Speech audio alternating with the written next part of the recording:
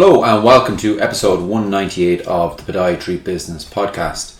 So if you're new here, if you haven't been on this podcast before, this is the Podiatry podcast or show for podiatry clinic owners who want more profit, want more control, and they want more freedom, financial freedom and time freedom without having to work more hours, without having to squeeze more patients in, and without having to be chained to the treatment room. So today's episode is called Squeezing in That Patient is Keeping You Stuck. Now I'm going to say something that might offend some people, and that is that being busy is simply not the same as being successful. So there's very few clinic owners that would come to me for help that are not already packed, that the diary's not already packed, and on the outside they look like they're successful, they're really busy, but they would not regard themselves as successful, and from a financial viewpoint they certainly are not. So I want to tell you a story of where this comes from this week. So here's what happened. A clinic owner reached out to me this week and asked me to jump on a call with them. Now this clinic owner has more than one site, has staff, and on the outside looks great. But they told me that they were struggling and that they needed some help with their business. So I took it quite seriously and I did the prep. I looked at their clinic, I looked at the back end and see what was going on inside in that business, and I thought through what are the things that I thought we should probably focus on that call, on that conversation. I kind of mapped out the highest leverage moves that I knew we could make some actual changes to their business in the next 12 months. Not just, give them a quick win, or not just make them feel productive for a day or two. So the time comes for the call. I put time aside, I turn up and so on, and they don't show. They don't show after all of that. So I DM them and they reply, sorry, emergency patient, had to squeeze them in, wouldn't be able to see them till next week. I'll call you back or I'll contact you. So basically what they did is they put the problem with their business aside, they reschedule it so they could squeeze in that patient. Now I get it, emergencies happen, I have no problem, I understand that. And, I wasn't upset, okay? I just went on with my day. But here's the real issue. This is not a once-off. This is a pattern I see all of the time with clinic owners, podiatry clinic owners. And if you've been around or spoken to as many clinic owners as I have, you know exactly how this story is typically going to end. They'll probably wait another year and then probably do the same thing. They'll reach out again. It might be someone else they reach out to or go, man, I need to do something about this. They might go on some conference, whatever. They'll keep doing what they're doing right now. They'll stay really busy.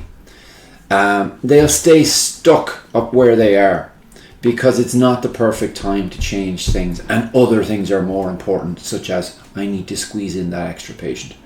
Now let's talk about what's really going on in their head and this person's head, and probably even could be in yours, certainly was in mine for a long time. In that moment when they decided to ghost me or not show up for the call and instead go and do a home visit, the mental maths was something like, I lose £100 if I don't go on that home visit and I go on that call with Lorcan. Because they could have, that hour could have been spent with that patient. That's typically what you'll see. I can see a patient instead of actually working on my business and fixing things. And that's the trading time for money mindset. And it is unfortunate the default setting we see in private podiatry care. And it's exactly why so many clinic owners end up with a packed diary. They're stressed. The culture in the clinic is not great. Maybe they're constantly having to firefight, and a bank account that just does not match the effort that they're putting into running this business, keeping the show on the road. Now here's the truth. This person didn't lose £100 or gain £100 by going on the call. They lost tens of thousands, possibly even hundreds of thousands, by not going on the call, engaging on the call. Because what they did is they chose immediate, visible, feeling productive action over the uncomfortable, high leverage action that's actually going to change their business. Now, why do I say tens of thousands and hundreds of thousands? Because the typical person who comes and speaks to me and ends up working with me, this is the change they see in their business. Certainly tens of thousands in the first year, and if you accumulate that over their lifetime, the changes end up making them hundreds of thousands of pounds. And whether they work with me or work with someone else, if they go and treat their business properly and turn it into proper business, this is the difference. So that £100 that they made actually has ended up costing them probably in the long run.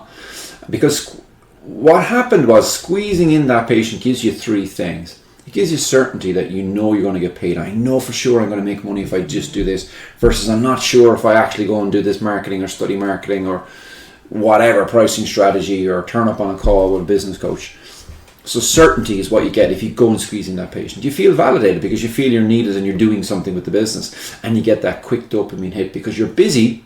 If I'm busy, if my diary's full, must be doing well, something must be right. We all know that's not the case.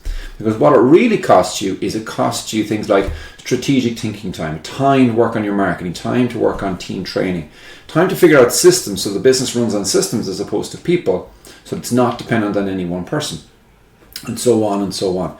In other words, the exact activities that create growth in a business, that create profit in a business, and that give you, the owner, financial freedom.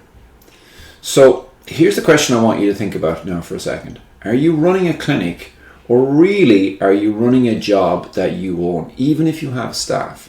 Because if your income depends on you constantly being in the room, either treating patients or in the clinic all the time, then you don't really own a business. You own a high stress, high responsibility job. And the worst part is, it looks really successful from the outside. People look at you and go, oh, you've got more than one location, you've got some staff, it looks like you're doing really well. But on the inside, what happens is clinic owners tell me that they feel like can hardly breathe. They have the feeling that they're tied to their business and that their staff almost have a better quality life than they do themselves. Now let's talk about the bank account mindset versus the business mindset. So the bank account mindset is the first one, and it's if I'm not seeing patients, I'm losing money. I can't justify to pay for help. Or I'll sort things out when things calm down. Whenever X happens, whatever X happens to be, when I reach this turnover, when Christmas comes, and I'll do it in January, whatever. But things don't really calm down.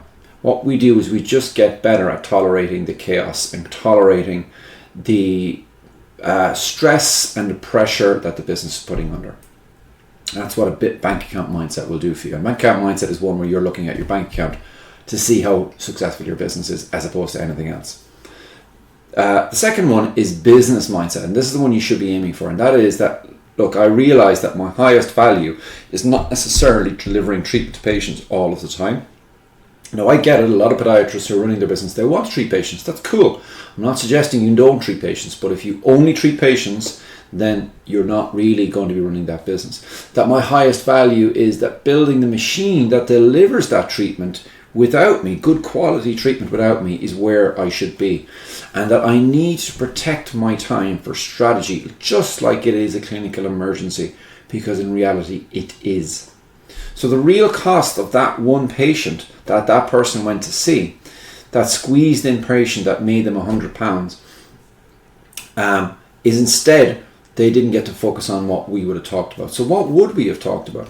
So what we would have done in all likelihood is we would have first, this is what I typically do with clinic owners who come and work with me, is I'll first look at what actually we're trying to achieve. What's the destination? Because most clinic owners don't actually know what they're trying to achieve. So we kind of figure out what's the perfect life for them, the life they want to achieve, how much is it going to cost, and then we build a business model on paper that's going to help them deliver that. And then we look at pricing, we look at how do we improve the lifetime value of a patient retention. We talk about recruitment, we talk about how do you actually get the best people to come to work for you, because recruitment is marketing, and then we talk about retention. Retention is the culture inside in your clinic, and so on and so forth.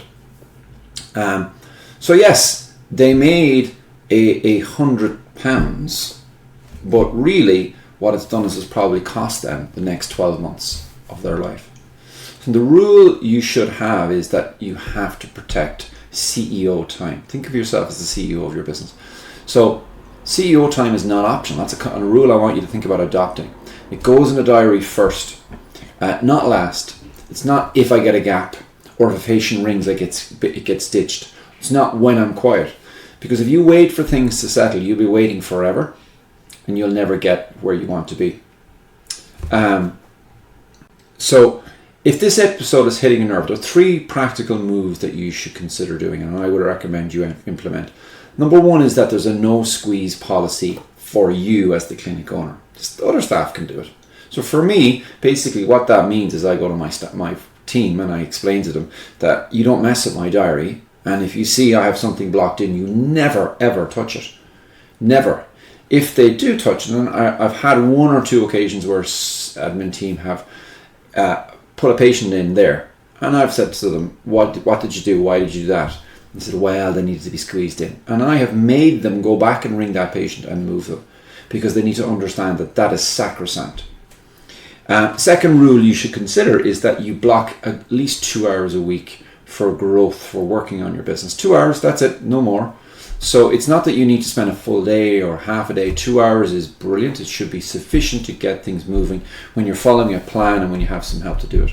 You can call it growth blocks, CEO time, I don't care what you call it. But you treat it like you would a patient appointment. You wouldn't cancel a patient appointment last second when they're sitting in the waiting room. No cancellations is the same for your CEO time, for running your business time. And then the third rule is, the third thing you look at is you look at what is your highest leverage bottlenecks. Most clinics are stuck because of 1 or 2 big bottlenecks. So what we do, the process I do this with my clinic is, with my clients rather, is they kind of need 3 things for me. The first is they need a plan. They need a map of how do they go from here to where they want to be over the next year, 2 years, whatever it is. Then we always make sure that they know what they need to do next. What is the next thing they need to do? What is the next bottleneck that we need to fix? What is the biggest needle mover? Then we give them the training on that, and then we give them the support. So what you need to be looking at is, at the start of that, is you need to have your map, and then you need to know, obviously you have to have your destination for the map, and then you need to know what is the biggest bottleneck that I need to change right now. What's going to make the biggest difference?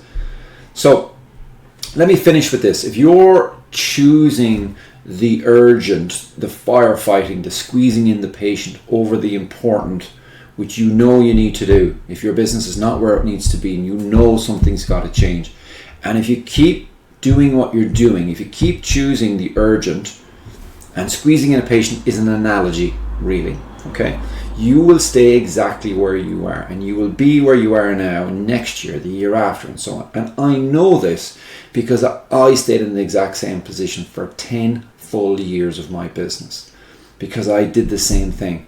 I would squeeze in that patient at lunchtime. I would squeeze in doing the accounts maybe on a Sunday night when I was wrecked. You'll stay where you are. You'll stay busy. You'll stay stressed, constantly looking at your bank balance to see, is the business being successful or not? You'll judge it off how much money you have in your account, while your staff are switched off come 5 o'clock, and you never get to do that. And you'll be wondering why it feels so hard, and why have you built a business that has trapped you and is not delivering really what you hoped it would deliver. Your diary will be full, but your business can still be broken. And every time you do something like squeezing that patient, you trade time for money instead of building the business, what you're doing is you're basically voting for another few weeks, another few months, another year of the exact same situation.